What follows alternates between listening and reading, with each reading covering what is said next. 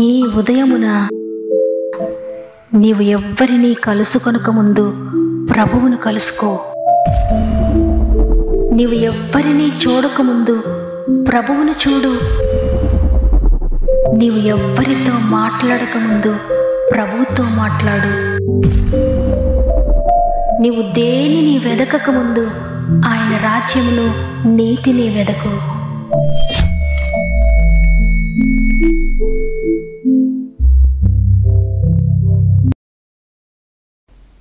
Praise the lord.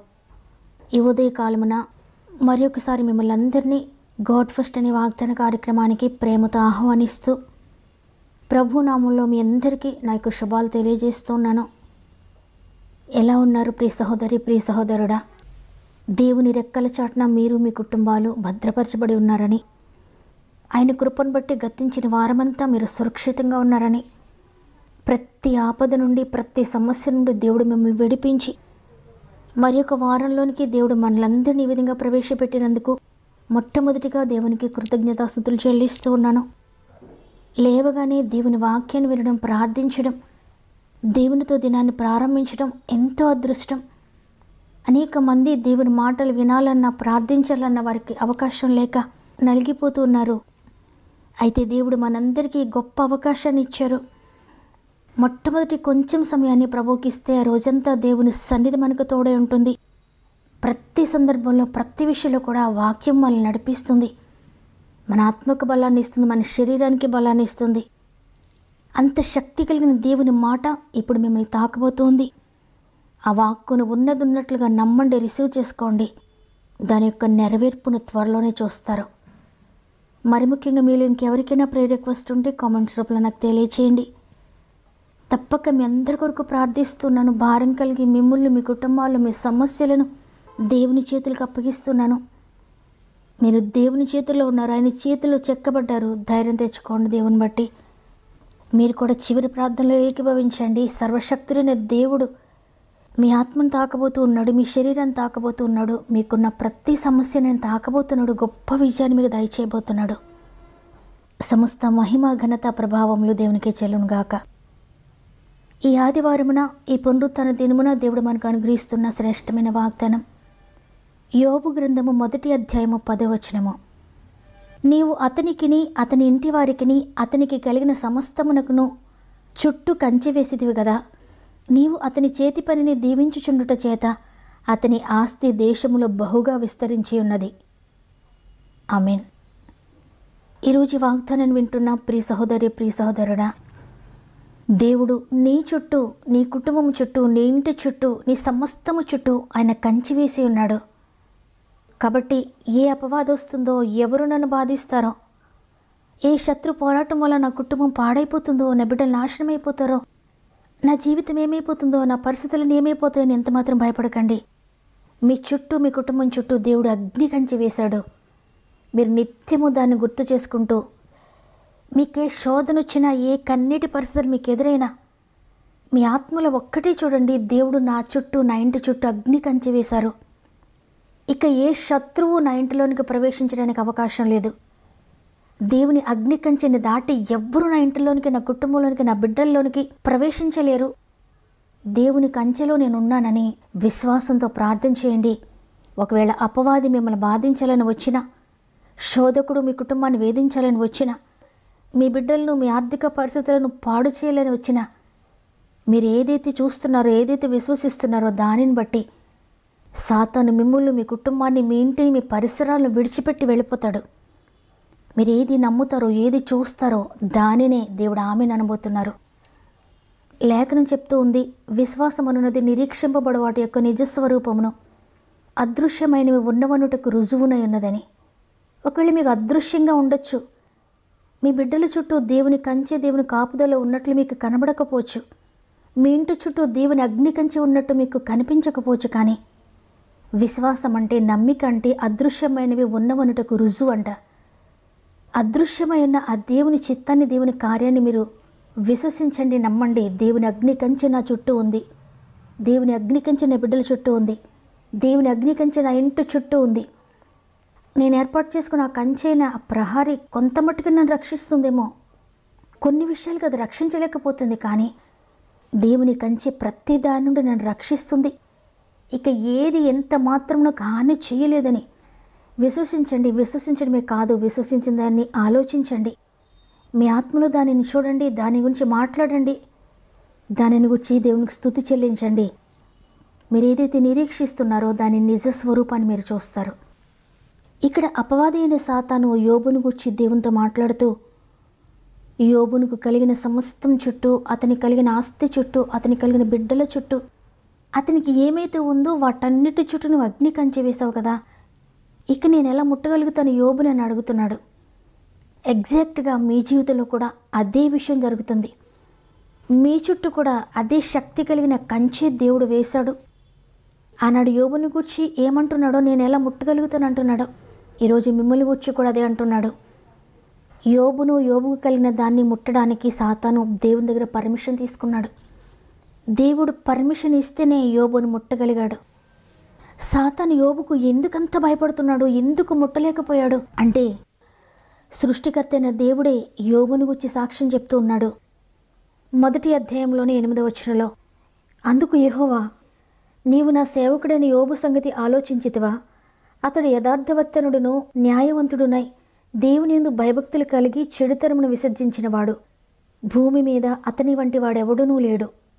చూడండి, సృష్టికర్త అయిన దేవుడు ఒక మనిషిని గురించి ఎంత అద్భుతకరమైన సాక్ష్యం ఇస్తున్నాడు. అతడు యథార్థవర్తనుడు, నీతిమంతుడు, న్యాయవంతుడు, దేవుని యందు భయభక్తులు కలిగి చెడుతనాన్ని విసర్జించాడు అని ఎన్ని క్వాలిటీస్ చెప్తున్నాడు దేవుడు. ఇంత యథార్థంగా నీతిమంతుడిగా జీవిస్తున్న యోబు చుట్టూ దేవుడు అగ్ని కంచె వేశాడు. యోబును ముట్టడానికి లేకుండా యోబును ప్రొటెక్ట్ చేస్తున్నాడు దేవుడు. ఈరోజు నీవు కూడా మనుషుల దృష్టిలో నీవు ఏ విధంగా ఉన్నా పర్వాలేదు, కానీ దేవుని దృష్టిలో నీవు యథార్థవంతుడిగా ఉంటే, ఆయన దృష్టిలో నీవు నమ్మకంగా న్యాయవంతుడిగా ఉంటే, నీ చుట్టూ, నీ బిడ్డల చుట్టూ, నీకు కలిగిన సమస్తము చుట్టూ కూడా ఆయన కంచె వేస్తారు. ఆ కంచె దాటి వచ్చి నిన్ను నశింపజేయగలిగిన శక్తి ఎవ్వరికీ లేదు, ఏ శక్తికి లేదు, ఏ నామముకు లేదు. ఎందుకంటే ఆయన అన్ని నామముల కన్నా పైనామము, అన్ని శక్తుల కన్నా ఉన్నతమైన శక్తి ఆయనది. దేవుడు యోబు చుట్టూ కంచె వేయడమే కాకుండా అతని చేతి పని దీవించుచుండుట చేత అతని ఆస్తి దేశంలో బహుగా విస్తరించిందంట. ఎందుకంటే అతను సంపాదించిన దానికి దేవుని అగ్ని కంచె ఉంది కాబట్టి ఎవ్వరు దాన్ని ముట్టలేరు, ఎవ్వరు దానిని తీసుకోలేరు, ఎవరికి అది దక్కదు. యథార్థంగా సంపాదించిన అతని సంపాదన అత్యధికంగా విస్తరించింది దేవుని కృపను బట్టి. సాతాను వచ్చాడు, దేవుని పర్మిషన్ తీసుకుని యోబుని శోధించాడు. యోబుకున్నదంతా నష్టపరిచాడు, సమస్తాన్ని పోగొట్టాడు. యోబు ఏమీ లేనివాడుగా ఒంటరిగా మిగిలిపోయాడు. అయినప్పటికీ కూడా అతని యథార్థతను విడిచిపెట్టలేదంట. నిజంగా అతని యథార్థత దేవుడిస్తున్న వాటిని బట్టి కాదు, ఈ శారీరకమైన విషయాలను బట్టి కాదు, దేవుడిస్తున్న శారీరకమైన బ్లెస్సింగ్స్ని గురించి యోబు దేవునికి నమ్మకంగా జీవించలేదు, యథార్థంగా జీవించలేదు. కానీ అవన్నీ ఉన్నప్పుడు యథార్థంగానే ఉన్నాడు, అవన్నీ పోయినప్పుడు కూడా యథార్థంగానే ఉన్నాడు. అదే నిజమైన యథార్థత. దేవుడు అదే చూచాడు. నా కుమారుడైన యోబు నేను సమస్తాన్ని ఇచ్చినా ఏమీ ఇవ్వకపోయినా కూడా తన యథార్థతని విడిచిపెట్టడని దేవునికి తెలుసు. అందుకే అతని చుట్టూ అగ్ని కంచె వేశాడు.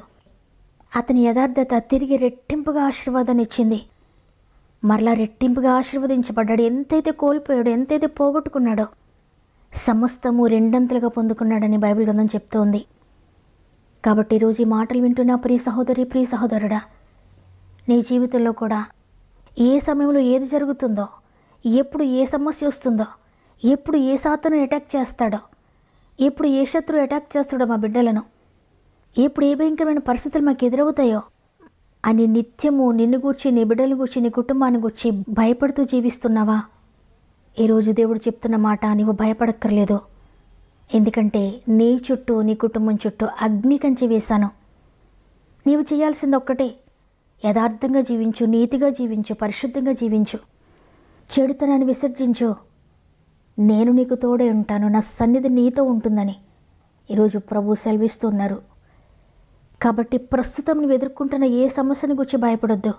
యథార్థంగా దేవుని చూస్తూ, ఆయన ఏమి ఇచ్చినా ఏమి ఇవ్వకపోయినా, తండ్రి శరీరానికి కావాల్సిన బ్లెస్సింగ్స్ కోసం నేను నమ్ముకోలేదయ్యా, మీరేదో ఇస్తారని నీ దగ్గరికి రాలేదయ్యా, మీరు ఏమి ఇచ్చినా ఏమి ఇవ్వకపోయినా నువ్వు సృష్టికర్తవు, నువ్వు గొప్ప దేవుడవు.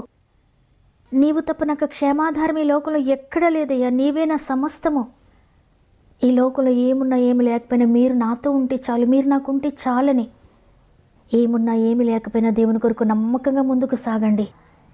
ఈ లోకంలో 100 రెట్లు ఈ లోకాన్ని విడిచిన తర్వాత నిత్య జీవాన్ని కూడా ఆయన అనుగ్రహిస్తాడు. అవును తండ్రి, నేను ఇక నుండి యథార్థంగా జీవిస్తాను, నీ కొరకు నమ్మకంగా జీవిస్తానని దేవునికి మీ జీవితాన్ని సమర్పించుకుంటూ నాతో మోకరిస్తారా? ప్రార్థన చేద్దాం. తండ్రి, నీకు వందనాలు. నీ కృపను బట్టి గతించిన వారమంతా మాకు తోడుగా ఉండి మరి ఒక నూతన వారంలోకి మమ్మల్ని ప్రవేశపెట్టారు తండ్రి. అందుబట్టి నీకు వందనాలు అయ్యా. ఎంతోమందికి లేని గొప్ప అవకాశాన్ని మరల మాకు ఇస్తున్నారు. మా దినాలను పొడిగిస్తున్నారు, నీ కృపను పొడిగిస్తున్నారు, నీ ప్రేమను పొడిగిస్తున్నారు. ఇంతవరకు మమ్మల్ని నడిపించినందుకు వందనాలు చెల్లిస్తున్నాను. ఈ వారమంతా కూడా మా ఆత్మీయ కుటుంబం అంతటికి తోడే ఉండండి. వారు చేసే ప్రతి ప్రయత్నమును ఆశీర్వదించండి.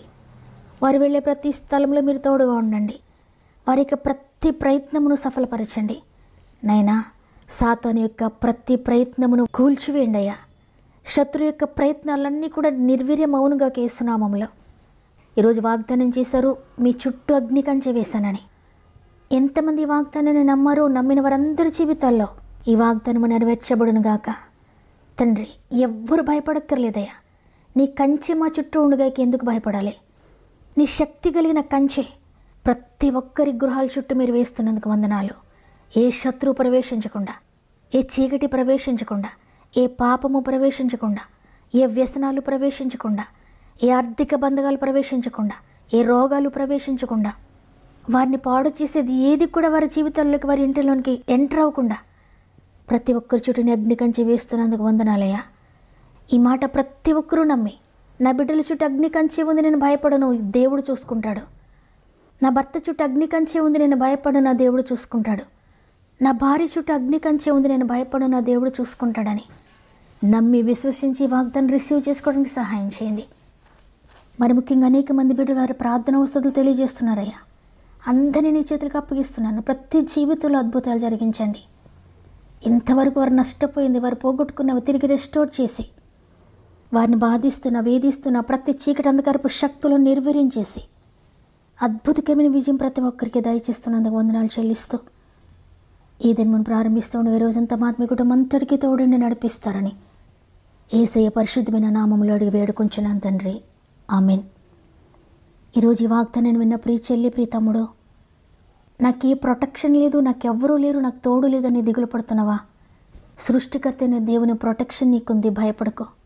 నీ చుట్టూ, నీ కుటుంబం చుట్టూ ఆయన అగ్ని కంచె ఉంది, నమ్ము. నమ్మిన వారందరూ ఆమెను చెప్పండి.